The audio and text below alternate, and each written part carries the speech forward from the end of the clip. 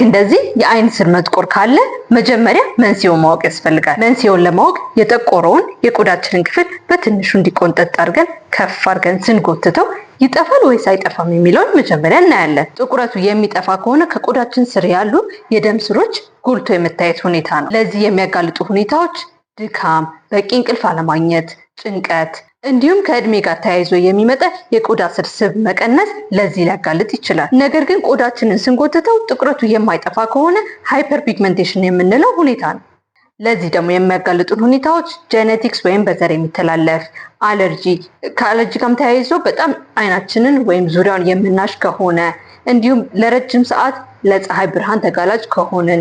ስለዚህ ይህንን ለማጥፋት ምን ማድረግ አለብን? መንስኤው የመጀመሪያው ደም ስር ጎልቶ መታየት ከሆነ እረፍትና በቂ እንቅልፍ ማድረግ፣ ውሃ በደንብ መጠጣት እንዲሁም ስትረስን በማስወገድ ይህንን ጥቁረት መቀነስ ይቻላል። ነገር ግን በዚህ ለውጥ ካልሰጠን ካፌን ያላቸውን የአይን ክሬሞች መጠቀም ይቻላል። መንስኤው ግን ሁለተኛው ሃይፐር ፒግመንቴሽን ከሆነ ቆዳችንና አይናችንን ከፀሐይ መከላከል ያስፈልጋል። አለርጂም ካለ አይንን ከማሸት መቆጠብ። ግን ይህንን ተጠቅመን ለውጥ ካላየንበት በውስጡ ቫይታሚን ሲ እና ሬቲናልዲሃይድ ያላቸውን አይ ክሬሞች መጠቀም ይቻላል። አመሰግናለሁ። ጥያቄ ካላችሁ ኮሜንት ላይ አስቀምጡልኝ። ላይክ፣ ፎሎ፣ ሼር ማድረግ እንዳትረሱ ባይ